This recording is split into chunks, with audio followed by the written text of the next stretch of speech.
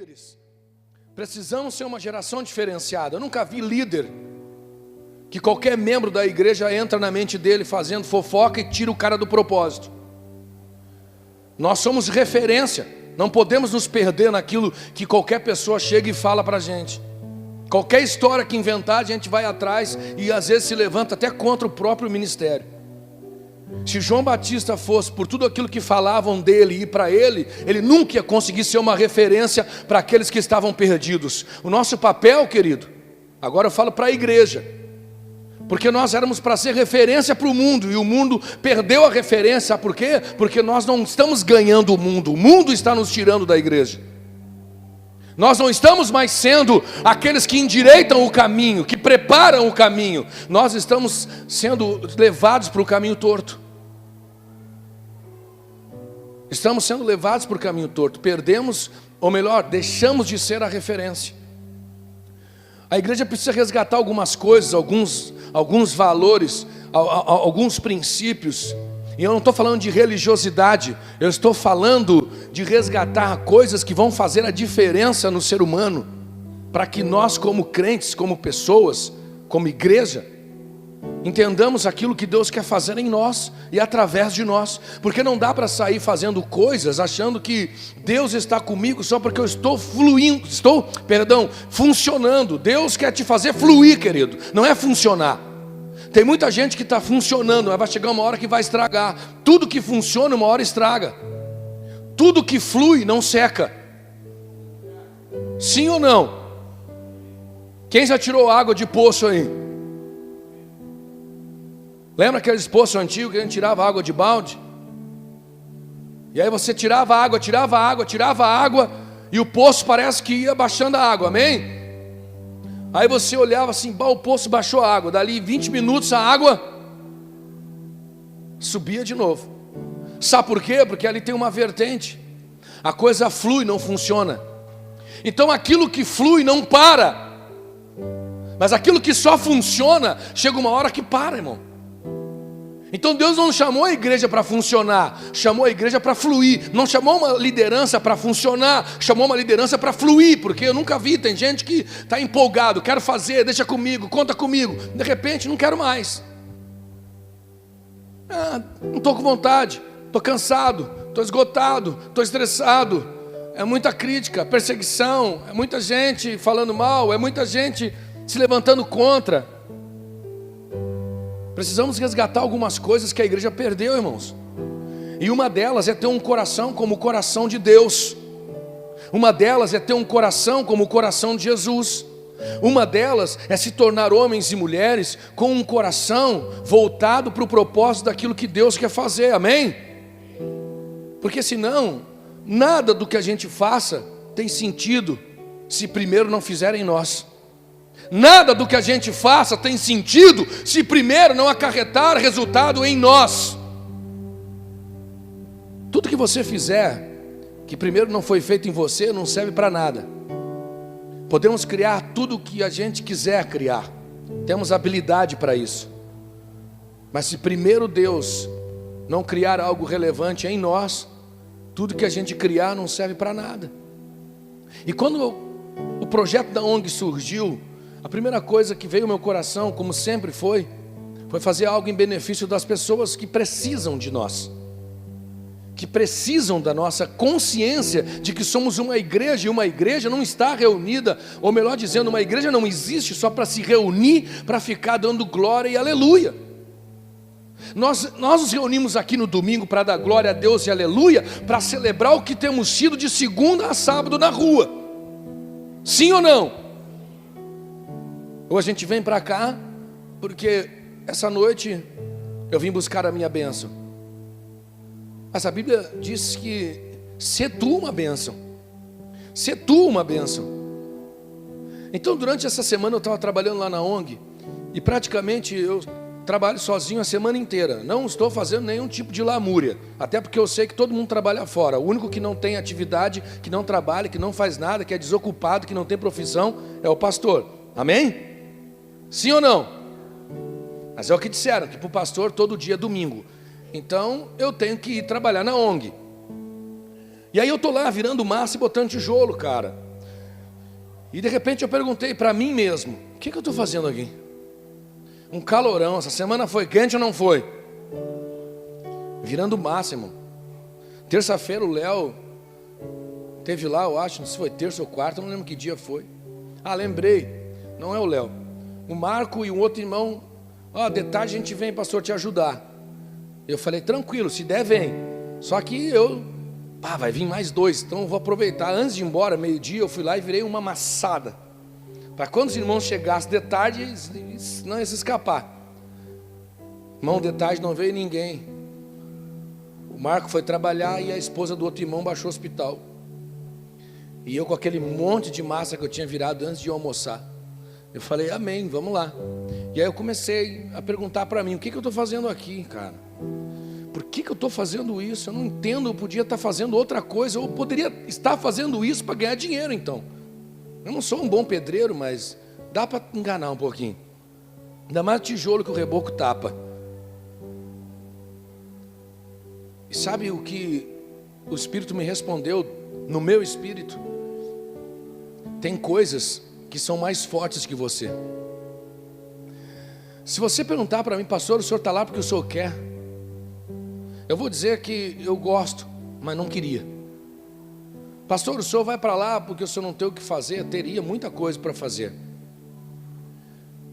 Mas tem algo muito mais forte do que eu que está me impulsionando de novo a voltar para um lugar carente e começar algo de novo, do nada, sem um centavo no bolso. Não me pergunta por quê, irmão, eu não sei. Será que isso é uma sina na minha vida? Não, não é. O nome disso chama-se propósito. O nome disso chama-se propósito. Tem coisas que você não vai entender, não é para você. Então, quando você não entende, não questiona, não critica, irmão, não reclama.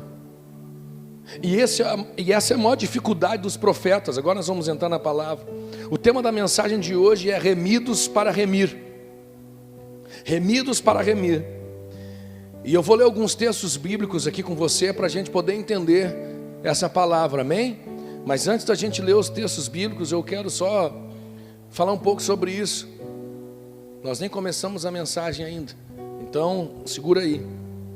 Eu quero falar como um profeta essa noite. Profeta nunca faz um culto agradável, pode ter certeza, mas ele sempre vai fazer um culto espiritual.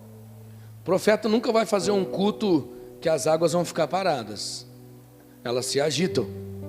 E quando as águas se agitam, algumas coisas que não estão bem firmes acabam caindo. Então se segura aí, amém? Eu quero falar coisas que muitas vezes são negligenciadas na igreja. E é por isso que a gente acaba vendo algumas situações que até entristecem. Porque nós como igreja precisamos voltar a viver algumas coisas que se perderam com o tempo. A igreja perdeu muito, de uns anos para cá, o senso profético, e perdeu muito a sensibilidade do coração de Deus. Sabe o que transformou a igreja? A igreja transformou numa entidade onde as pessoas passaram a ditar as regras e o funcionamento, aonde a igreja passou a ser o lugar das minhas lamúrias, das minhas lamentações, do despejo das minhas dores, quando na realidade nós deveríamos ser a igreja que leva aos pés da cruz todas as minhas súplicas, todas as minhas ansiedades, para que aquele que levou sobre si todas as minhas dores, aflições, o castigo que estava sobre mim, pudesse me trazer alívio. E com isso me tornar um cristão focado num propósito, entendendo o que realmente significa cristianismo e vivendo ele. Só que ao longo dos anos, sabe o que aconteceu? Muita gente aprendeu a ser crente. Segura aí. Muita gente aprendeu a ser crente. Como assim aprendeu a ser crente? Você entra para a igreja e alguém te diz: agora você tem que aceitar Jesus, se batizar, você não pode mais pecar, E a partir de agora você vai começar a desenvolver o teu ministério dentro da igreja. E a gente começa a ser robotizado a fazer alguma coisa que alguma instituição passou a acreditar que aquilo ali é cristianismo. E a gente começa a viver aquilo. E sempre com uma coisa: você não pode errar mais, porque se você errar, você já não serve mais para o sistema. Porque você podia errar quando estava no mundo. Agora você não está mais no mundo, agora você aceitou Jesus. E como você aceitou Jesus, agora você não é mais humano, agora você é um semideus. Eu estou mentindo? Estou mentindo, sim ou não? A gente não se converte sempre com aquele peso da responsabilidade de nunca mais errar de novo? Sim ou não? Mas pastor, então quer dizer que pode errar? Não é o que eu estou dizendo. O que eu estou dizendo é que quando a gente se converte com aquela responsabilidade de nunca mais errar, quando errar, não vai conseguir fazer o caminho de volta. Porque a gente vai se achar indigno o suficiente e achar que nunca mais vai poder começar de novo. Quando na realidade, querido, o fato da gente estar aqui é porque todos os dias precisamos nos arrepender. O fato de estarmos aqui é porque todos os dias precisamos nos converter. Pastor, mas isso eu fiz há 10 anos atrás, quando eu me batizei. De lá para cá eu tenho sido um homem completamente correto. Jesus não está procurando homens nem mulheres corretas, está procurando adoradores, aleluia. Deus não está atrás de homens e mulheres que não cometem erros. Pelo contrário, Deus está procurando homens e mulheres que entendem que não são nada sem a presença dEle. Quem acha que não erra, quem acha que é incapaz de falhar, não precisa de Deus. Porque só precisa de Jesus, só precisa da obra da cruz quem reconhece a sua fraqueza. Só entende o propósito da cruz e só conhece o coração do Pai aquele que entende a sua dependência total de Jesus. E algumas coisas precisam voltar a ser trazidas de novo, e algumas coisas precisam ser realinhadas na nossa vida e na vida da igreja. Algumas coisas precisam ser construídas novamente, que se perderam. Por isso essa noite eu quero compartilhar com vocês essa mensagem, que talvez muita gente não dê crédito. Muitas pessoas talvez não deem crédito a isso. Mas eu sei que a missão de um profeta é sempre tentar convencer as pessoas do que aquilo que Deus falou é uma verdade. Essa é a missão de um profeta, querido, não adianta. O profeta, ele sempre vai ter a missão de ter que convencer as pessoas a acreditarem nas suas palavras, que muitas vezes soam como loucura. Muitas vezes soam como loucura. O que é isso aí que o pastor está falando? O que é isso aí que o pastor está inventando? O que é isso aí que já vão fazer? A gente nem conseguiu terminar isso, Deus já está mandando o pastor fazer outra coisa. Eu não acredito, não pode. Porque um dia uma pessoa me procurou aqui na igreja e falou assim para mim, e eu já vou até orientar você: quem é que estudou administração aí, ou que estuda, ou que gosta dessa área? Então você não chega perto de mim. Amém? Aleluia! Não chega perto de mim. Por quê, pastor? Porque, irmão, profeta, ele não sabe administrar, ele só sabe ser conduzido. Profeta não administra, profeta se move debaixo da palavra. Aí teve um irmão que não está mais aqui com a gente, graças a Deus, que chegou para mim e disse assim: nós temos que fazer um levantamento de custos, de gastos, despesas da igreja, pastor. E eu escutando ele, como se eu nunca tivesse estudado sobre isso. E olhando para o irmão, disse para nós fazer um levantamento das despesas, gastos, custos, e começar, pastor, a cortar um pouco das despesas para sobrar dinheiro na igreja, para o senhor poder ter um salário e tal. A igreja mal administrada, ela não funciona, não sei o quê. E eu falei: irmão, você já conversou com uma parede? Por quê, pastor? Porque falar sobre isso aí comigo é conversar com uma parede. Sabe por quê? Parede não ouve, parede não se move, parede não obedece, parede não entende. Sabe por quê? Não é porque eu não sei administrar dinheiro, é porque para mim, irmão, tudo que entra na igreja serve só para uma coisa: não é para encher cofre, é para investir na obra. tudo que Deus disser para mim fazer, mesmo que eu não tenha condição nenhuma, eu vou fazer, ainda que todo mundo pense que eu sou louco. Sabe por quê? Porque mesmo que você não tenha um centavo no bolso, mas se você tiver o dono do ouro e da prata, meu irmão, do teu lado, você tem todas as coisas. Às vezes você tem todo o dinheiro e não consegue realizar metade do que uma pessoa sem um centavo consegue fazer quando Deus está do lado dele. Só que vida de profeta é mais ou menos assim. Ela é sempre questionada. Vou falar de um camarada aqui. Isso me faz lembrar Josué. Josué era, podemos chamar o Timóteo, o filho na fé de Moisés. E Moisés o preparava para substituí-lo. Mas os cabeças de tribo de Israel nunca queriam admitir que um menino fosse assumir o lugar de Moisés. Até que então, quando Moisés morre, Deus chama Josué.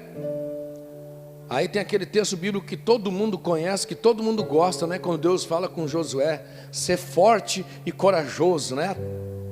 Todo mundo conhece esse texto. Todo mundo sabe, Moisés, eu estou contigo. Só ser forte e corajoso. A gente só lembra disso, mas não lembra que Josué, quando Deus chamou ele e direcionou ele, agora você vai levar o povo para a terra prometida, você vai fazer assim, desse jeito, você vai entrar em Jericó dessa forma, e agora você vai lá e fala para eles. Uma coisa é Deus chegar e juntar o povo e dizer com uma voz de relâmpago: a partir de hoje, Josué é o novo líder. Uma coisa é Deus chamar José e dizer: agora vai lá e convence todo mundo. Agora vai lá e convence todo mundo que tu é o novo líder e que nós vamos conquistar Jericó. E vamos conquistar Jericó da seguinte maneira: sem espada, só com buzinas e gritos.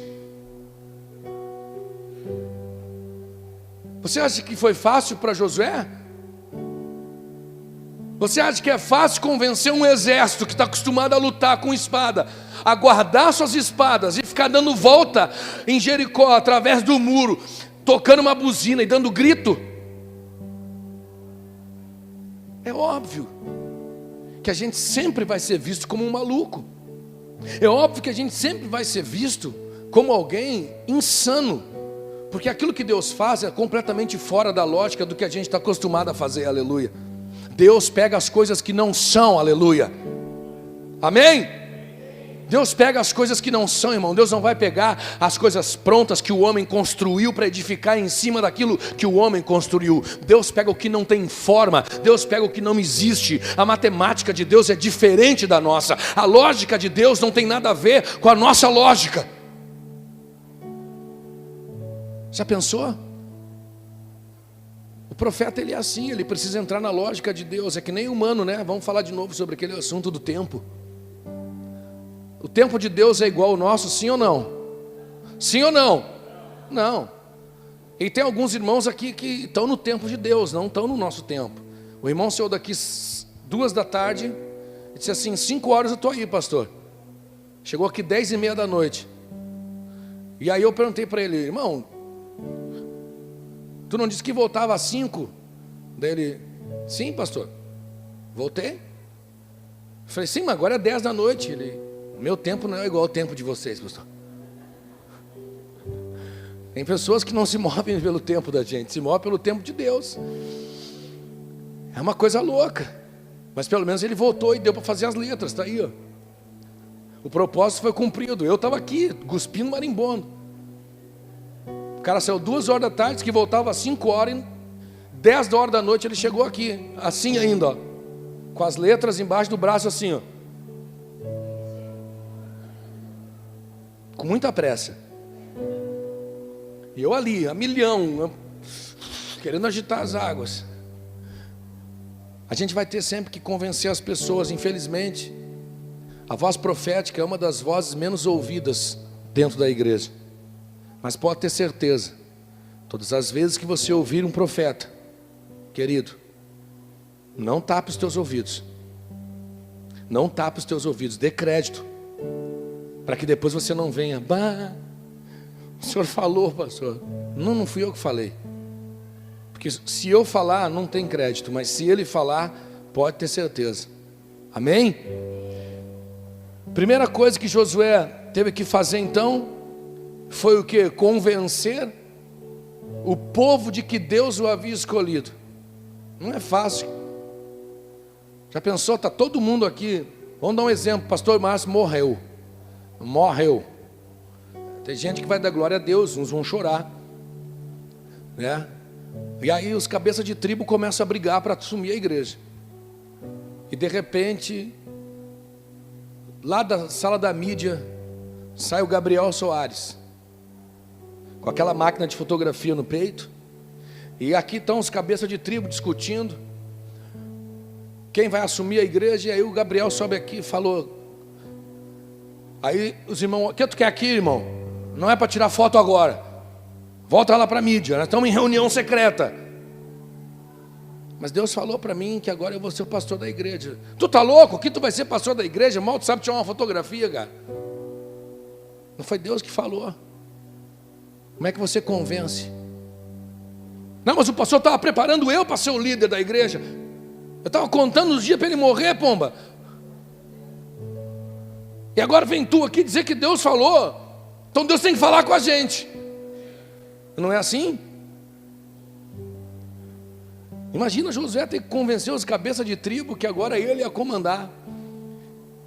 E o pior, comandar a invasão. Recebe aí, ó, o cara recebendo lá, ó. Toma posse aí, meu irmão. Pega as contas, pega tudo.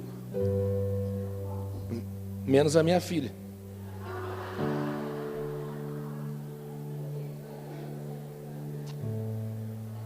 Isso aí é minha herança. Agora imagina ter que convencer o exército. Quem está me olhando, cara? Quem está me olhando? Não é porque tu foi no joguinho do Inter comigo que tu também já é meu íntimo já. Tá todo mundo, todos os jovens se aproximando de mim, por quê? Não tem nada que vocês querem. Segunda coisa que Josué teve que fazer, irmão, convencer o povo de como seria a invasão. Se Josué chegasse lá, Deus falou comigo, a gente vai invadir Jericó e a gente vai derrubar tudo, espada, e vamos lutar e vamos para a guerra, Deus está com a gente, vamos botar a arca na frente. O exército está acostumado com isso, mas de repente ele chega assim: Deus falou que a gente vai ter que fazer uma estratégia diferente. Os sacerdotes vão na frente, vão com a arca, vai todo mundo agora um atrás do outro em fila. Nós vamos sitiar a cidade, vamos começar a dar volta. 7 dias faremos isso. Vamos tocar o chofar e depois, quando eu der a ordem, o povo grita. Imagina um soldado de guerra, irmão. Mas como assim a gente vai ficar dando volta pela cidade e tocando chofar e gritando para derrubar as muralhas? Então a missão de um profeta é muito difícil, porque não é só trazer uma mensagem, não é só trazer um recado, é ter que convencer as pessoas de que Deus está falando. E infelizmente, num tempo onde nós temos abundância de profetas, mas nós temos uma escassez de profecia, porque tem muita gente que só fala bobagem e diz que é profeta, a gente acaba realmente desacreditando de algumas coisas que a gente ouve. Mas mesmo que eu não consiga convencer vocês, queridos, eu vou falar o que precisa ser dito essa noite. E com isso eu quero ler alguns textos bíblicos. Vamos lá, vamos acelerar aqui. Abre comigo, Mateus capítulo 1 e versículo 1. Aleluia.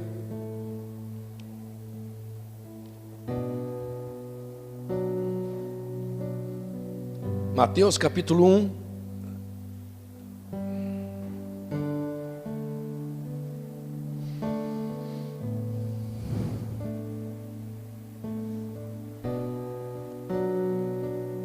Vocês encontraram, amém? Livro da geração de Jesus Cristo, filho de Davi, filho de Abraão. Abraão gerou a Isaque, Isaque gerou a Jacó, e Jacó gerou a Judá e a seus irmãos. E Judá gerou de Tamar a Pérez e Zerá. E Pérez gerou Esrom, e Esrom gerou Arão. E Arão gerou Aminadab, e Aminadab gerou a Naasson. E Naasson gerou a Salmão, e Salmão gerou de Raabe a Boaz, e Boaz gerou de Rute a Obed, e Obed gerou a Jessé. Amém? Amém? Todo mundo entendeu? Glória a Deus. Vamos tentar tirar algum mistério daqui agora. Vamos ler de novo? Livro da geração de Jesus Cristo, filho de Davi, filho de Abraão. Abraão gerou a Isaque, Isaque gerou a Jacó, e Jacó gerou a Judá e a seus irmãos, e Judá gerou de Tamar a Pérez e a Zerá, e Pérez gerou a Esrom, e Esrom gerou a Arão, e Arão gerou a Aminadab, e Aminadab gerou a Naazon, e Naazon gerou a Salmão, e Salmão gerou de Raabe a Boaz, e Boaz gerou de Rute a Obed, e Obed gerou a Jessé, e Jessé gerou ao rei Davi, e o rei Davi gerou a Salomão, que daí foi mulher de Urias. Ei, escuta, tem tanta riqueza na Bíblia, pena que parece que a gente não faz muita questão de ouvir. Então hoje eu vou gritar aqui essa noite para fazer você ouvir. Amém? Mateus capítulo 5, versículo 7.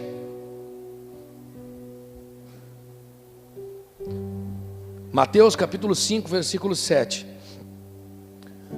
Bem-aventurados os misericordiosos, porque eles alcançarão misericórdia. Você pode repetir comigo? Eu falo e você repete, amém? Bem-aventurados os misericordiosos, porque eles alcançarão misericórdia.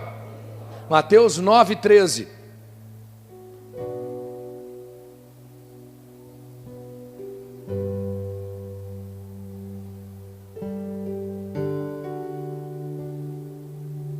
Ide, porém, e aprendei o que significa misericórdia quero e não sacrifício, porque eu não vim chamar os justos, mas os pecadores ao arrependimento. Vou ler de novo, Mateus 9, 13.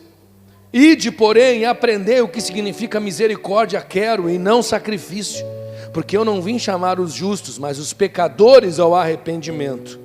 Amém? O tema é remidos para remir.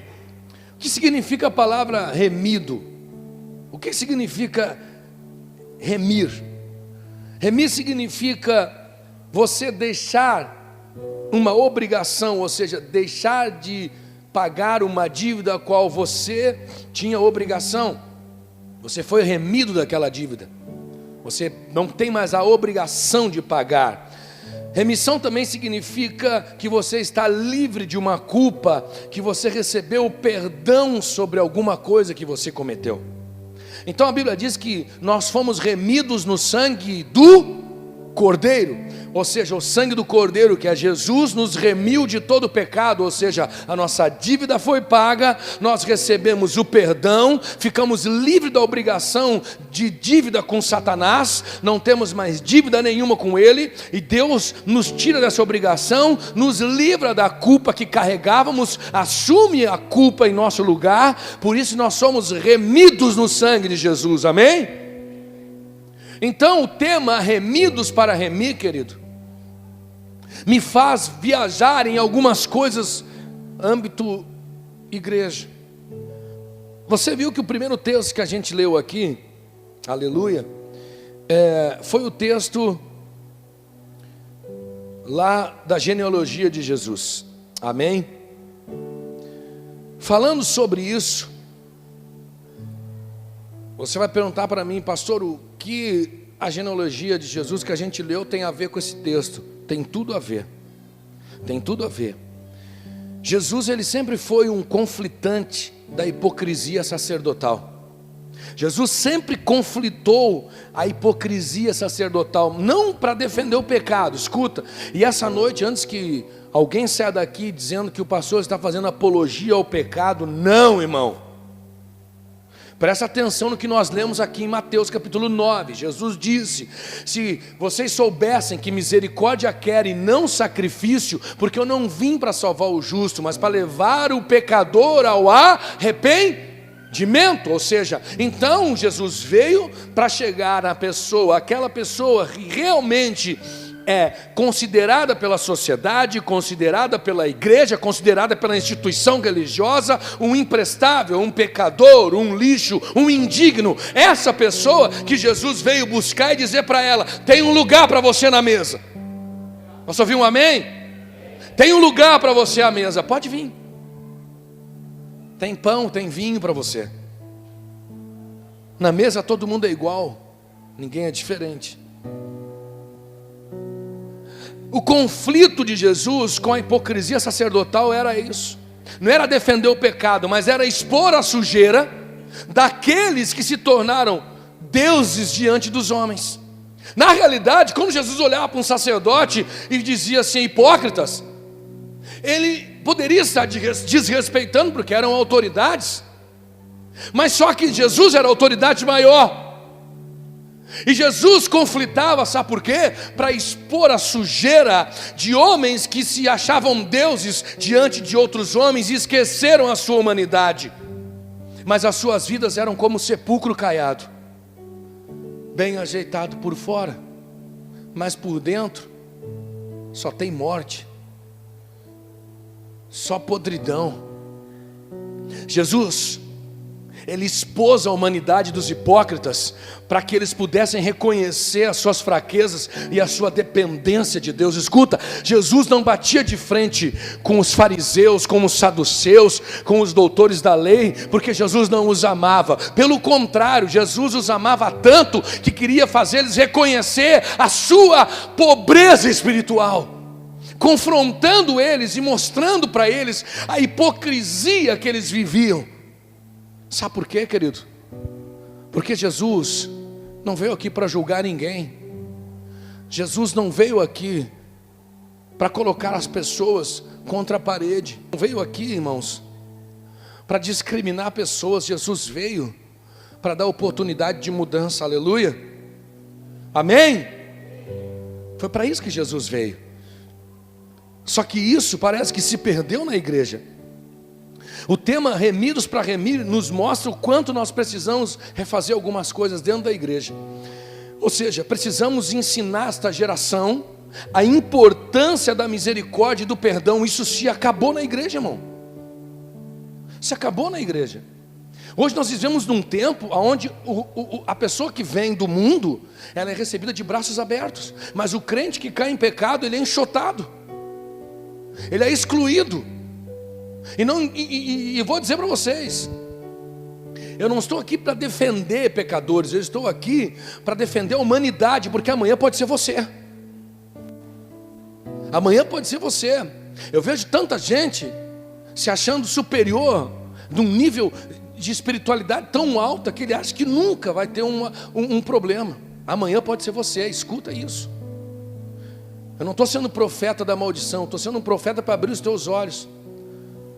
Porque muitas vezes nós nos tornamos tão julgadores, nos tornamos tão acusadores, e de repente nós nos deparamos com as próprias coisas que um dia nós apontamos na vida dos outros. E aí, como nós vamos sair dessa situação? A igreja, ela não está aqui para expor o pecado das pessoas, ela está aqui para extrair dos céus aquilo que Deus derramou, que foi o amor. O que Deus derramou sobre a terra?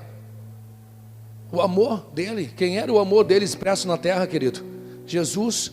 O sangue que foi derramado, o sangue que foi vertido, foi por amor. Foi por amor. Então, antes de você julgar, antes de você condenar alguém, antes de você expor a vida de alguém, antes de você dizer se uma pessoa ela serve, se não serve, se ela é boa ou não é, entenda que você talvez seja mais miserável do que ela. E sabe qual é o problema? Tem muita gente que esconde os seus pecados em cima dos pecados dos outros. Tem muita gente que esconde as suas fraquezas, expondo a fraqueza dos outros. Isso chama-se covardia. Esses sacerdotes aqui foram confrontados por Jesus, porque Jesus disse: vocês colocam sobre o povo um fardo que nem vocês são capazes de carregar. Hipócritas. Ai daqueles que fazem tropeçar um desses pequeninos. Ai de vocês. A igreja é instituição, não a noiva. A igreja é instituição. Essa instituição que nós criamos, tem colocado pedras diante do caminho de pessoas, porque nós nos tornamos tão religiosos e tão conhecedores da verdade, queridos, que se nós não voltarmos a ensinar essa geração o que é misericórdia e perdão, nós vamos ter daqui um tempo pessoas frias. Vamos ter igrejas que são capazes de realizar grandes movimentações. As próximas gerações vão ser de homens e mulheres capazes de criar estruturas gigantescas. São homens e mulheres que vão se tornar intelectuais na fé, que vão se tornar conhecedores da palavra, mas vão se tornar frios no amor. Vão se tornar frios no amor. E eu já disse, evangelho sem amor, querido, melhor dizendo, poder sem amor é evangelho sem Cristo. Nada se constrói baseado naquilo que eu gosto ou que eu quero, mas em cima dos fundamentos que Ele estabeleceu. Existem dois fundamentos que Jesus estabeleceu: amor e perdão, misericórdia e perdão. Aleluia! Mas sabe o que a gente perdeu? Perdeu isso, a capacidade de perdoar, a capacidade de ter misericórdia. Mas não estou falando no sentido de pessoas que não querem mudança. Olha o que Jesus disse: eu vim chamar o pecador ao arrependimento.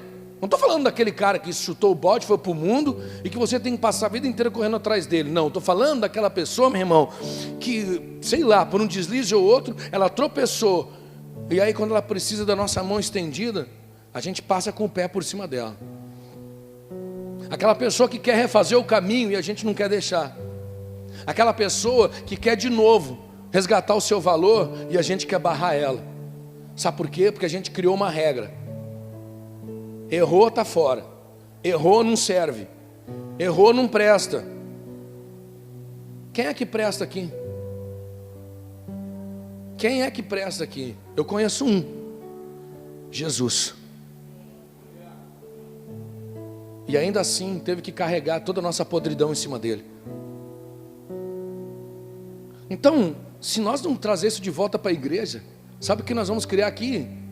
Uma instituição fria, cheia de projeto. Porque você não pode ir lá para a ONG me ajudar só porque o pastor inventou moda. Você tem que ir para lá porque você ama. Você tem que ir para lá ajudar a dar banho nas crianças, tirar piolho, passar remédio nas feridas, fazer comida para morador de rua, sabe, dar banho em morador de rua, porque você gosta de fazer isso. Não é porque agora tem que ir, tem que fazer parte do ministério ID, do ministério ONG, do ministério não sei o quê. Não, meu irmão. O reino de Deus não precisa de pessoas frias, precisa de pessoas apaixonadas, aleluia. Pessoas apaixonadas.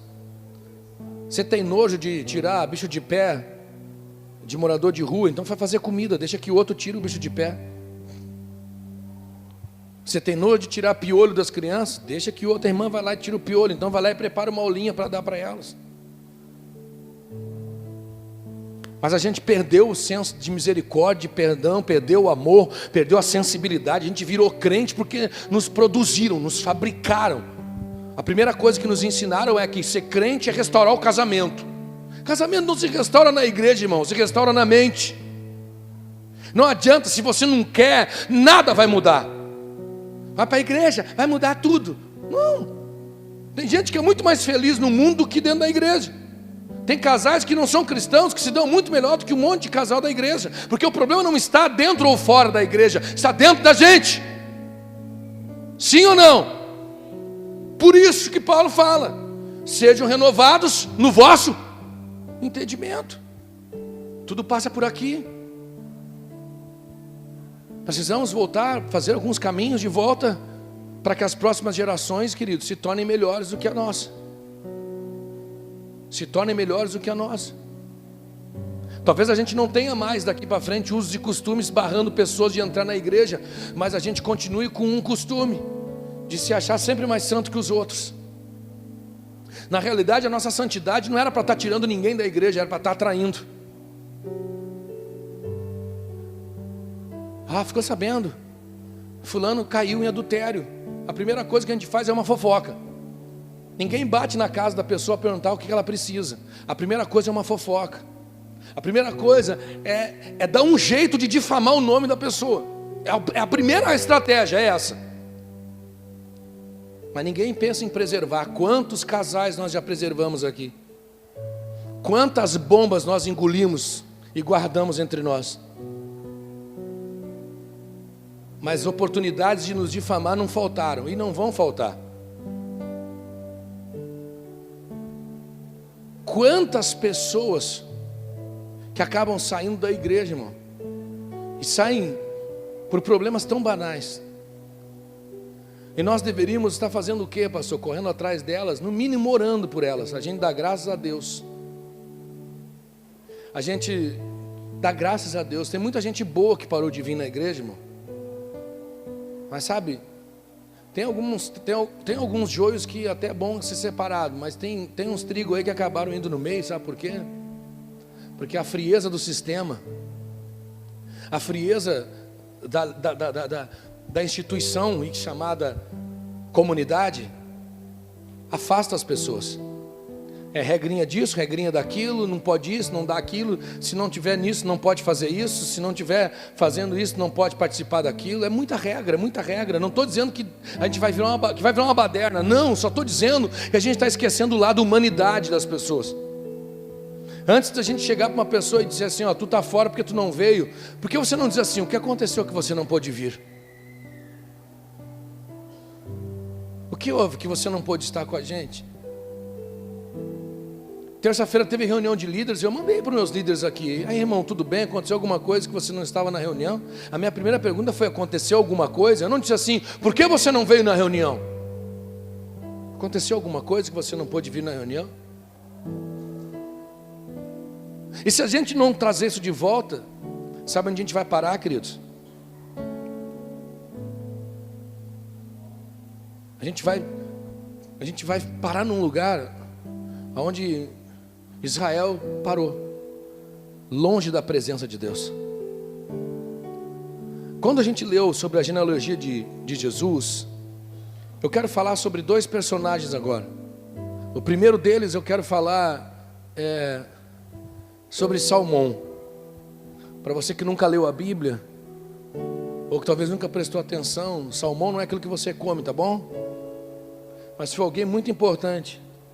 Quando Israel invadiu Jericó,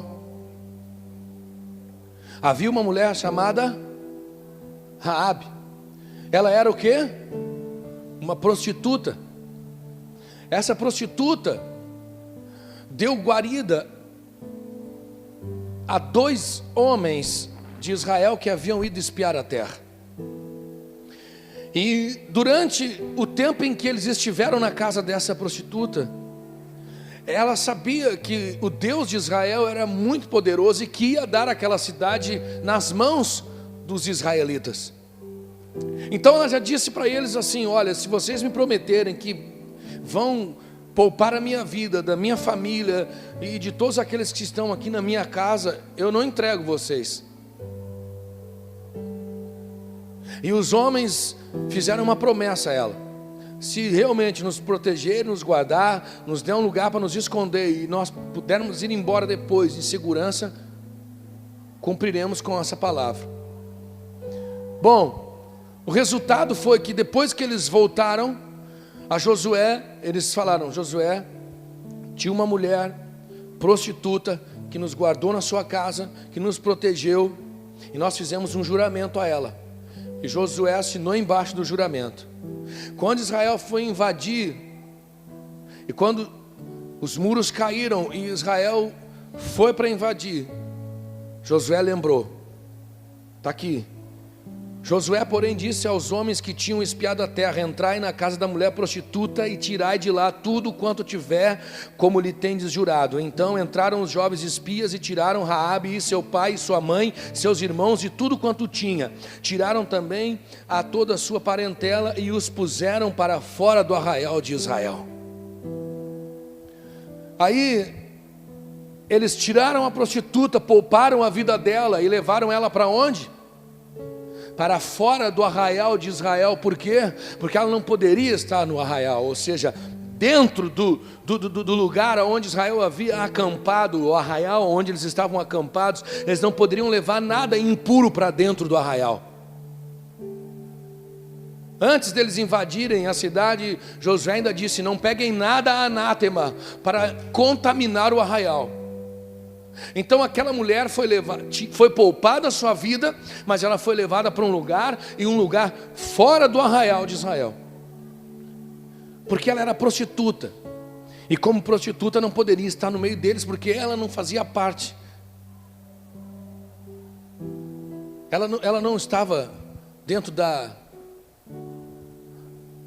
genealogia judaica, ela não era hebreia, perdão.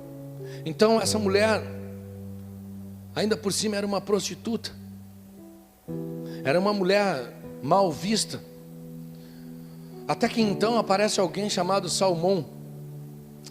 E antes de Salmão aparecer, aparece alguém chamado Deus, que ama tanto as pessoas, que independente do que elas são, do que elas fazem, Deus, Ele não olha para o que você é, Ele olha para aquilo que você quer ser, aleluia. Mas aparece um homem chamado Salmão, que resolve pegar essa mulher e casar com ela. E a partir do momento em que Salmão casou com ela, ele sendo um israelita, a partir do momento em que ele casa com ela, ele passa a remir o seu pecado. Ou seja, ela passa a assumir agora uma nova identidade. Ou seja, ela passa agora a sair do lugar de abandono, de podridão, de pecado, de condenação, para habitar no meio do povo de Deus e ser tratada como uma mulher de Deus, porque alguém olhou para ela e não olhou para o que para aquilo que ela era, mas para a pessoa dela. Ou seja, quando Salmão olhou para Raabe, não perguntou: você era uma prostituta? Não. Case-se comigo e você poderá morar dentro do arraial, poderá ser uma mulher considerada como da nossa nação e terá todos os privilégios como as nossas mulheres teve. Por causa que um homem olhou para uma pessoa e não olhou para o seu pecado, meu irmão, muita coisa mudou no destino de uma pessoa. Raabe teve a sua história completamente transformada, e a partir daqui nasce um outro homem também com um coração remidor. Ou seja, quando Salmão pega Raabe, casa com ela, meu irmão, e dá para ela a oportunidade dela ter um novo destino, porque remir alguém é dar a oportunidade dela ter um novo destino. Então quando você souber de alguém que está em pecado, não toca uma pedra, estende a mão. Estende a mão, oferece uma oportunidade dela mudar, oferece o teu coração de misericórdia. Bem-aventurados os misericordiosos, porque esses receberão misericórdia. Quem não sabe dar misericórdia nunca receberá misericórdia. Com a medida que você julgar, será julgado. Então, quando Salmão dá a Raabe a oportunidade dela ter um novo destino, automaticamente isso mexe, não só, querido, com a vida dela, mas com o destino das próximas gerações que viriam. Depois de Salmão, e olha o que eu acho interessante lá em Mateus, que você acabou de ler comigo, que Mateus fez questão de ressaltar o nome de Raabe, fez questão. Salmão com Raabe gerou a Boaz, que com Ruth, outro homem que entendeu o que significava remir, Boaz. Só que você tem que entender isso. Só vai entender o que é remir, só vai entender o que é remir quem aprendeu o que é isso. Você acha que Boaz não sabia quem era a sua mãe ou quem foi a sua mãe? Você acha que Boaz não ficou sabendo? Puxa vida, meu pai casou com a minha mãe, ela era uma prostituta, e ele deu para ela uma oportunidade para ela mudar de vida. Ele não olhou para o pecado dela, mas ele olhou para ela e viu uma oportunidade. Essa mulher pode se casar e ter um marido, ela pode ter um destino, pode ter uma vida diferente. Então Boaz, que aprendeu a remir, porque viu seu pai remindo a sua mãe, querido, e é isso que eu quero que você entenda essa noite. Se você não tem um coração de misericórdia, você nunca vai ensinar o teu filho a ter um coração de misericórdia. Se você não sabe perdoar, não espere que teu filho tenha o mesmo coração, tenha um coração diferente. Geralmente, aquilo que os nossos filhos carregam é aquilo que a gente passa para eles. É aquilo que eles escutam dentro da nossa casa, é aquilo que eles veem a gente fazer. Tem regras tem exceções que quebram a regra? Tem uns filhos que são uns cacos porque eles querem, não dão valor aos pais que têm. São uma vergonha para a humanidade porque vão precisar apanhar da vida para voltar e fazer o caminho do filho pródigo. Aí quando eles estiverem comendo a comida dos porcos, eles vão voltar, porque aí eles vão lembrar. Aí eles vão lembrar da casa do pai. Por que eu saí da casa do pai? Lá eu tinha tudo. Mas geralmente você transfere aquilo que você carrega. Então Boaz,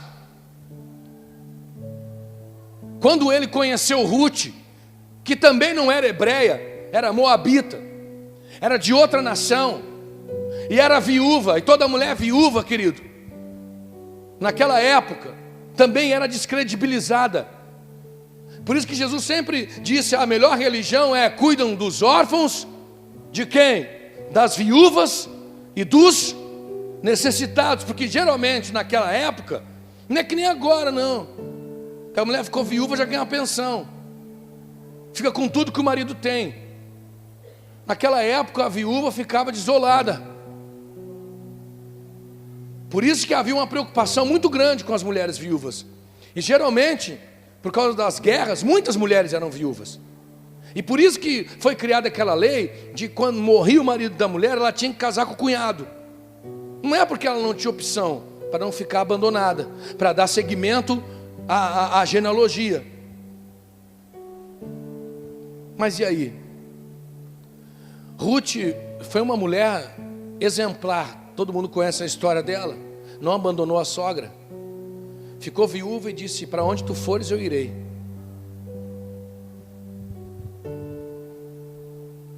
Eu vou dizer uma coisa, vou liberar uma palavra para você que é desleal, para você entender o poder da lealdade. Sempre que você for leal, querido, por mais que isso vá te desfavorecer, escute o que eu vou dizer. Ruth poderia seguir o seu destino, ir para a sua cidade, chegar lá e não dizer para ninguém que estava viúva e começar uma vida nova. Ela preferiu ser leal à sua sogra e disse, para onde tu fores eu irei. A lealdade tem um poder muito grande na nossa vida. Ela desencadeia sobre nós bênçãos que a gente nem imagina e virá de lugares que a gente nem espera. Quando Ruth encontra Boaz, sabe, eu acho tão legal porque olha só o que Noemi fala de Boaz. Disse Noemi à sua nora, bendito seja ele, o Senhor, que não tem deixado de misturar a sua beneficência nem para com os vivos, nem para com os mortos. Disse-lhe mais Noemi, este homem é parente nosso, um dos nossos remidores. Ou seja, Noemi já estava dizendo para sua nora, olha, Ruth, eu conheço Boaz, Boaz é um dos parentes nossos, ele é familiar nosso, chegado, parente do meu marido. Você encontrou com ele? Encontrei com ele, sim. E aqui ela agradece a Deus e ainda diz assim, ele será um dos nossos remidores. Sabe o que significa remir, querido?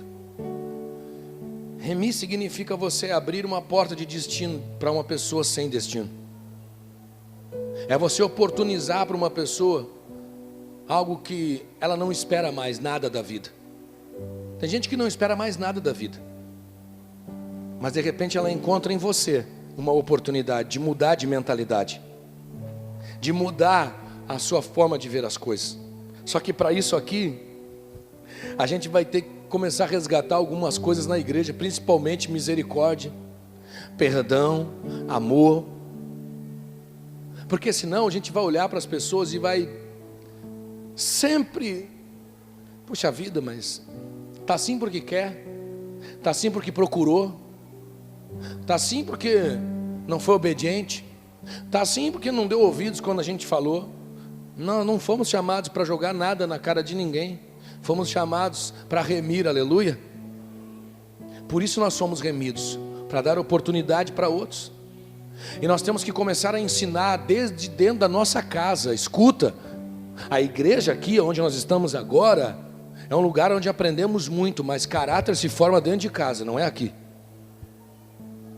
Tem muito pai e muita mãe que são cheios da presença de Deus na igreja, mas em casa são um péssimo exemplo. E quando eu falo péssimo exemplo, não é porque brigou, discutiu na frente do filho. Não, é porque passa o tempo inteiro falando mal da igreja, dos irmãos e do pastor na frente dos filhos, criticando os outros e os filhos ali, mentalizando aquilo. Você acha que o seu filho vai aprender o quê? Você acha que o seu filho vai aprender o quê? Ver você falando mal do seu pastor na frente dele. Quando ele crescer, você quer saber de pastor? Ver você falando mal do irmão que caiu lá na igreja, o irmão que teve um problema na família. Ao invés de você juntar a sua esposa, amor, vamos orar pelo irmão Flávio. Fiquei sabendo que eles tiveram um problema na família, vamos orar por ele. Vamos orar toda a família por ele. Eu duvido, irmão, isso nem existe mais. Duvido. Isso não existe mais nas nossas casas. A gente se junta agora, faz reuniãozinha de chimarrão para ficar falando da vida do outro. E ainda fala, Deus já tinha me mostrado. Engraçado que Deus te mostra sempre o lado ruim dos outros, nunca te mostra o lado bom. Nunca te revela, vai lá agora e faz isso por ele. Fulano vai tropeçar aqui, mas antes que isso aconteça, vai lá e faz isso por ele. Interessante isso. Interessante. A gente sempre está carregado de uma palavra profética para derrubar os outros, mas nunca para levantar.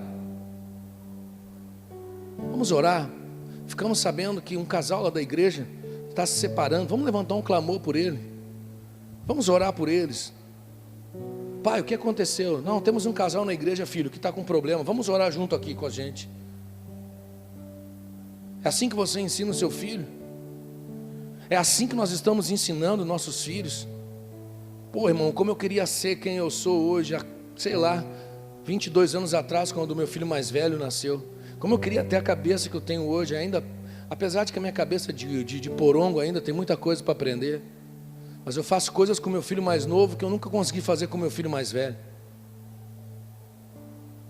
Toda noite quem me chama para orar é o meu filho mais novo. E tem noites que eu estou meio aborrecido, eu não estou a fim de orar. E aí eu me deito na cama e falo assim para ele, tu começa hoje. Aí ele pega a minha mão, mas eu comecei ontem, pai. Eu falei, mas vai hoje de novo. Hoje eu não estou legal. Daí ele, papai do céu, abençoa o meu pai que não está legal. Estou mentindo. É impressionante. Abençoa o meu pai que não está legal. Guarda os meus sonhos e não deixa o bicho me pegar. Não, essa é a oração dele. Quando eu oro, daí ele repete. E eu sempre faço uma oração. Porque eu vou dizer uma coisa, eu poderia dizer hoje que eu não queria que o meu filho fosse um pastor. Porque eu sei o que um pastor passa. E mesmo que daqui a alguns anos a gente seja um pastor bem sucedido em todas as esferas, seja a nível de estrutura, a nível financeiro, não importa. Ainda assim, meu irmão, dói pra caramba. Não é fácil não ser pastor, não é fácil. Você nunca sabe quando está agradando, quando está fazendo o que é certo. Se você tem dinheiro, você está roubando. Se você não tem dinheiro, é porque você está em pecado. Você não tem unção, por isso que Deus não te abençoa. Se você anda com um carro velho, é porque Deus não está contigo. Tu é uma pessoa que não prospera. Se compra um carro bom, se abre uma creche é porque quer ganhar dinheiro. Se não abre a creche é porque não ama as crianças. Então a gente nunca sabe quando está certo e quando está errado. Mas tudo bem. Sabe qual é a minha oração? Quando ele está de mão dada comigo, a gente deita um do lado do outro e eu falo assim. E ele só repete. Pai, em nome de Jesus. E aí ele repete. Pai, em nome de Jesus, eu quero te agradecer por esse dia maravilhoso. E ele vai repetindo. Aí daqui a pouco eu penso assim. E eu quero receber a unção do meu Pai sobre a minha vida. E ele repete. E eu quero ser um pastor melhor do que ele. E ele vai repetindo. Sabe o que eu poderia dizer a Deus? Eu quero que o meu filho seja um advogado, um engenheiro bem sucedido. Eu quero que o meu filho leve uma vida bem sucedida em qualquer outra coisa, menos igreja, porque não é mole, não é fácil. Não, sabe por quê? Porque eu acredito naquilo que Deus faz através da vida de uma pessoa que se rende ao propósito. E Deus só exige de quem é capaz de dar. Deus não exige de Zé Mané. Deus só espreme. Eu choro, irmão, não vai nessa não. Eu choro, tem horas que eu choro de dor, mas eu entendo que Deus me espreme porque Ele sabe que eu sou capaz de suportar. Porque Deus não espreme Zé Mané. Deus só espreme quem pode suportar. Deus não dá fardo que você não possa carregar, aleluia. Sabe, Deus nunca vai espremer alguém que não tem capacidade de dar a Ele aquilo que Ele quer extrair. O que Deus quer extrair de mim, pastor? Deus quer extrair o teu melhor, é por isso que Ele te aperta, é por isso que Ele exige, é por isso que Deus espreme, não é porque Deus é ruim, não. Só que quando Deus olha e vê, vou espremer esse cara para quê? Vai sair o que daí? Deixa que a vida espreme ele e vai mostrar para ele um caminho diferente. Nós precisamos ter um coração como de Salmão e de Boaz, homens que remiram pessoas e que por causa disso deram um destino para pessoas que eram completamente desesperançadas, pessoas que não tinham mais nenhuma esperança, que não tinham mais destino, queridos. E sabe o que isso resultou? É por isso que eu falo, queridos, tem coisas que só Deus, olha de onde vem a genealogia de Jesus, olha de onde sai a genealogia de Jesus. Você prestou atenção nisso? Aleluia, vamos ler de novo, olha só, olha que interessante isso, queridos, olha aqui, presta atenção nisso. Abraão gerou a Isaac, Isaac gerou a Jacó, Jacó gerou a Judá e a seus irmãos, Judá gerou de Tamar a Pérez e a Zerá, e Pérez gerou a Esrom, Esrom gerou a Arão, Arão gerou a Aminadab, Aminadab gerou a Nasson, Nasson gerou a Salmão, Salmão gerou de Raabe a Boaz. Mateus fez questão de citar o nome de Raabe, a prostituta que ninguém dava nada, que foi colocada para fora do arraial, mas um homem resolveu remir essa mulher e trazer ela para o meio do povo de Deus, aleluia. De Raabe, gerou a Jessé. Você sabe quem era Jessé? Jessé é pai de Davi. Sabe o que Deus fala de Davi? Olha que interessante, está aqui no Salmos 89, olha que lindo, irmão, olha só, Deus falando de Davi. Achei Davi, meu servo. Achei Davi, o meu servo. E quando Deus fala achei Davi, o meu servo, não estava dizendo que Deus estava procurando ele, porque não sabia onde ele estava. Aqui Deus está falando, achei alguém que vai ser um modelo, um padrão, que tem um coração segundo o meu, um padrão de adorador, um padrão de excelência, um padrão de santidade. Puxa vida, Davi era um cara tão enrolado, né? Como que Deus pode chamar Davi de padrão para alguma coisa, se foi um homem que cometeu tanta coisa errada? Isso aqui é para frustrar a vida dos santinhos, que se acham santo demais. Querido, Deus, Ele quer a santidade sim da igreja. Eu já falei, terça-feira eu falei sobre o que era santidade aqui. Santidade é separação do mundo. Deus, Ele é separado do mundo, e é o que Deus espera, que a gente seja separado do mundo. Agora, Deus não te escolhe porque tu é santo, cara. Deus te escolhe porque tu é pecador, e quando você que é pecador começa a andar com Ele, a santidade dEle começa a mudar você, aleluia. O problema é que você quer ser santo para chegar perto dEle. O problema é que a gente quer ser santo demais para chegar perto dEle. Aí, meu irmão, você nunca vai chegar, porque só a santidade dEle pode mudar quem você é. Só a santidade dEle pode transformar você. Como que um cara que manda matar, tira a mulher do outro, adultera com ela, tem um filho com ela, Deus pode dizer, esse homem é um homem segundo o meu coração? Sabe por quê? Porque Deus conhece o coração das pessoas e sabe o que elas são capazes de dar. Deus não olha para o que as pessoas fazem, mas para aquilo que elas podem se tornar a ser. O problema é que nós já pré-julgamos e nós já determinamos o que uma pessoa é capaz de ser e é capaz de dar, antes dela mostrar quem ela é e o que ela é capaz de fazer. Quem somos nós? Se Deus não é capaz de fazer isso com uma pessoa, por que nós somos? Porque olhamos para alguém e achamos que daquela fonte não pode sair nada de bom. Pode sair alguma coisa boa de Nazaré? Pode sair algo bom de Nazaré? Essa era a pergunta. Será que tem alguma coisa boa para sair daquela cidade? O que vai sair daí? Deus não trabalha na lógica do homem. Deus trabalha numa lógica que é para confundir aqueles que pensam que são. Deus pega as coisas loucas desse mundo para confundir as coisas sábias desse mundo. Sabe que às vezes Deus ele faz umas coisas que confundem até os profetas. Deus faz umas coisas que até os profetas às vezes se atrapalham. Porque não se esqueçam, profeta também é ser humano, amém? Sim ou não? Quando Deus manda Samuel ir na casa de Jessé, e Deus disse: vai lá, que de lá eu vou levantar o novo rei de Israel. E aqui está a excelência da coisa. Quando Deus quer levantar um novo rei em Israel, Deus está procurando um substituto para Saul. Você está me escutando, amém? Quando Deus diz que vai levantar um novo rei em Israel, Deus está procurando um substituto para Saul. Mas quando Deus começa a preparar alguém para assumir o lugar de Davi, Ele não está procurando um substituto, Ele está procurando alguém para dar continuidade, aleluia. Porque quando você é o padrão que Ele escolheu, você só gera pessoas e você só gera aqueles que vão dar continuidade àquilo que você já faz. Agora, quando você faz coisas que está fora do padrão dele, querido, Deus tem que substituir, Deus tem que destruir para refazer. Agora, quando você está dentro do padrão que Deus determinou, você só vai gerando pessoas que vão dando continuidade àquilo que Deus gerou em você. Infelizmente, tem muita gente que Deus vai ter que parar e substituir. Não dá para dar continuidade. Se der continuidade, a coisa pode ficar cada vez pior. Pastor, o que o senhor está falando? Estou falando que infelizmente tem muita gente que Deus vai ter que parar ela e refazer algumas coisas dentro dessa pessoa, para que ela se enquadre dentro daquilo que Deus tem, ou seja, dentro do coração de Deus. Porque Jesus veio para pregar algumas coisas que nós já não pregamos mais: misericórdia, perdão e arrependimento.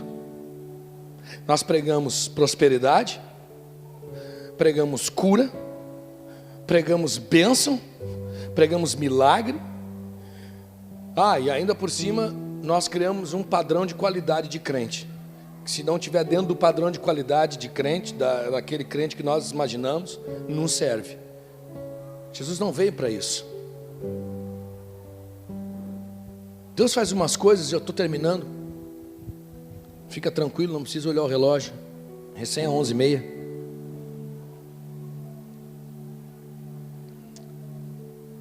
Deus faz umas coisas que coloca até os profetas meio que em cima do muro. Quando Deus mandou Samuel na casa de Jessé, Jessé chegou lá e perguntou: onde estão os teus filhos? Estão aí. Deus vai levantar através de um deles um novo rei em Israel. Aí vem o primeiro filho de Jessé, alto, forte, com aparência de homem de guerra. Bom, geralmente é assim: Saul era alto, forte, Saul era homem de guerra. Então Samuel, quando botou o olho no primeiro filho que veio, ele disse assim: é esse aí, porque esse aí tem o padrão de Saul, parecido com Saul. Só que escuta, querido, o que Deus quer fazer nesses dias não tem padrão humano, é padrão dos céus. Não tem padrão humano, é padrão dos céus. Você queira ou não, Deus vai perdoar pecadores, sim. Você queira ou não, Deus está aqui para dar misericórdia, porque as suas misericórdias não têm fim. Deus não trabalha no padrão humano, Deus trabalha no padrão dos céus. Não é esse aí não, Samuel, você está enganado. Aí vem o outro, e vem outro, e vem outro. Até que então Deus não é nenhum deles. Não é nenhum desses aí. Samuel pergunta para Jessé: você tem mais algum filho? Acho que eu tenho mais um, sim. Mas ele não está aqui, ele está lá no campo com as ovelhas. Mas não deve ser esse aí. Não pode ser ele. Então Samuel diz: ninguém senta à mesa até que ele chegue. chama ele. Aí vem aquele menino com cabelinho ruivo, com um estilinguezinho pendurado, e entra na casa, baixinho, feio para dedéu. E quando ele entra na casa, nem Samuel disse, não, querido, Deus faz o... E Deus falou, esse aí, achei a Davi meu servo, com meu santo óleo ungi, com a minha mão o separei, e estarei com ele todos os dias. Pode ungir ele, Samuel, é esse aí. Sabe quem era Davi? Alguém cheio de defeito, querido. Alguém excluído do meio da família, estava lá no meio do mato cuidando de ovelha, mas sabe o que ele tinha? Um coração igual ou segundo o coração de Deus. Só para você entender, para a gente já orar, porque eu quero hoje, eu não estou convidando você para a gente flutuar não na presença, eu estou convidando você para a gente se conscientizar do que a gente precisa voltar a ser. Mas sabe Davi, por que Davi tinha um coração segundo o coração de Deus? Porque enquanto Davi tocava a harpa para Saul, Saul tocava a lança em Davi. Davi serviu a Saul, e quando teve a oportunidade de matá-lo, disse assim, eu não me levantarei contra o ungido do Senhor. Saul, enquanto Davi tocava a harpa para ele, Saul tocava a lança contra Davi. Sabe quem vai tocar lança em você? Aquelas pessoas que você serve. São elas que vão tentar matar você. As pessoas que você serve. Enquanto Davi servia Saul, Saul queria matar Davi. E quando Davi teve a oportunidade de matar Saul, ele disse, não, eu não vou me levantar contra o ungido do Senhor. Deixa que Deus faça justiça entre eu e você. Sabe por quê? Porque Davi havia agido de misericórdia. Davi errou, mas Deus conhecia o seu coração. Davi cometeu muitos enganos, muitos equívocos, muitos erros, cometeu. Davi cometeu muitos pecados, cometeu. Mas ele foi escolhido, sabe por quê? Porque Davi entendia o que era remir. Davi entendia o que era remir. Você foi remido, querido, não para julgar, mas para remir alguém. Se nós estamos aqui hoje é porque tivemos a oportunidade de ter uma vida diferente. Então vamos dar oportunidade aos outros. Mas não se esqueça que talvez amanhã alguém aqui do nosso meio pode precisar da gente. E o que nós estamos aprendendo hoje é ter um coração disposto a dar novas oportunidades. Nunca diga que alguém não serve mais porque ela errou. Até porque os erros nos fazem crescer e nos ensinam muitas coisas. Os erros nos ensinam mais do que os acertos. Então, trata de tirar os teus olhos de julgador aí e comece a olhar com olhos de amor para as pessoas. Pare de olhar com olhos de condenação e comece a olhar com olhos de misericórdia, porque só os misericordiosos receberão misericórdia. Hoje, você está estendendo a mão, amanhã você vai precisar de uma mão estendida. Então eu espero que a gente entenda qual é o nosso papel para esses dias, principalmente para as próximas gerações que estão vindo. Porque nós não estamos construindo nada para nós, estamos construindo para aqueles que vêm depois de nós. A igreja que os nossos filhos terão amanhã é a igreja que nós vamos deixar para eles. A igreja que nós vamos ter amanhã é a igreja que nós estamos preparando para eles. E que igreja nós estamos preparando para eles? Uma igreja cheia de contenda, de conflitos, de mágoa, de ódio, de revolta, de indignação. Ou uma igreja de amor, de perdão. Semana passada uma irmã falou para mim assim, eu não sei que amor é esse que o senhor prega, que nunca ninguém vive. O senhor fala de amor, mas é a única coisa que a gente não encontra aqui na igreja. Isso me incomodou muito durante essa semana. Porque durante esses 14 anos de ministério eu sempre procurei ser uma pessoa carinhosa, amorosa, misericordioso. Nossa, a gente sempre se dedicou tanto a fazer pelos outros. mas a gente sempre vai ser julgado pelas atitudes dos outros também. Tem muita coisa que a gente nunca fez para ninguém, mas a gente carrega o peso daquilo que a nossa liderança faz. E essa pessoa diz: quem é o senhor? Fala tanto de amor aí, e a única coisa que a gente não vive aqui na igreja é amor. Agora você vai até pensar assim: pastor, não dá bola para isso. Dou sim. Porque se Satanás teve a astúcia de falar isso aqui dentro, é porque alguma coisa não está funcionando, alguma coisa não está acontecendo como deveria. O diabo nunca vai acusar aquilo que não é verdade, escute. Mas ele é mentiroso. O diabo é um mentiroso que fala muita verdade. O diabo é um mentiroso que machuca muita gente, sabe por quê? Porque ele fala muitas verdades no meio das suas mentiras. E desde a semana passada eu comecei a ficar inquieto com isso. Eu disse: eu vou começar a orar para Deus dar uma igreja com um coração diferente. E não só para a Sara Brasil, eu estou falando da igreja, eu falo como um todo, irmãos. Eu falo igreja como um todo.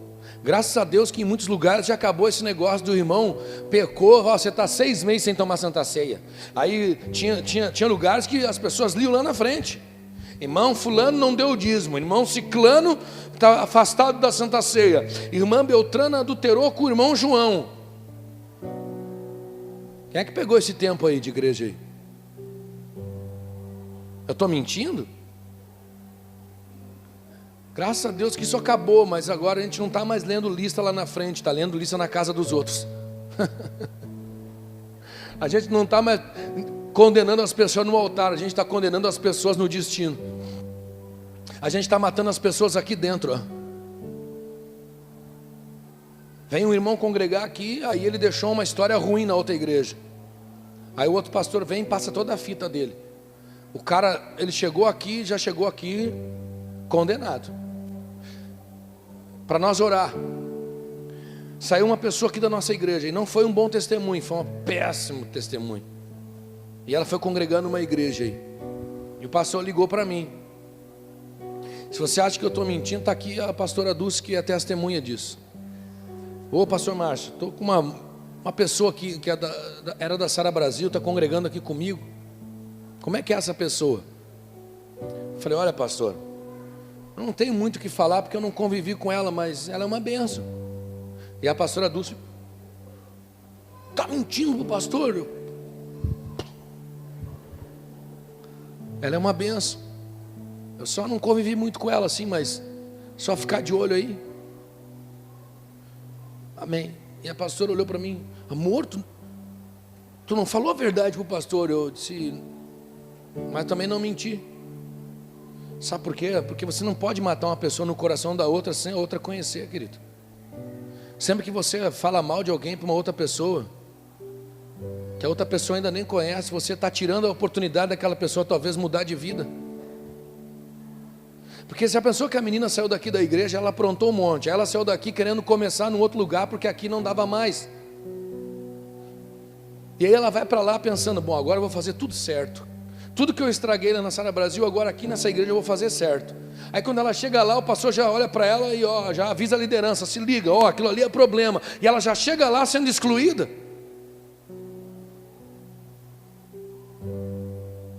Como que ela vai ter uma oportunidade? Como que nós vamos remir as pessoas? O nosso papel não é esse. Mas quantas vezes o pastor já foi passado para trás por causa desse coração bobo dele? E vou continuar sendo, irmãos, quantas vezes for necessário, porque eu vou dizer uma coisa para você: é melhor você chorar porque alguém te fez de bobo, do que você enganar alguém. Porque quem conhece Jesus, querido, tem que estar preparado para isso, para sofrer as injúrias, as perseguições, os abandonos, as acusações. Quem quer ser um homem, uma mulher de Deus, vai ter que aprender a lidar com isso.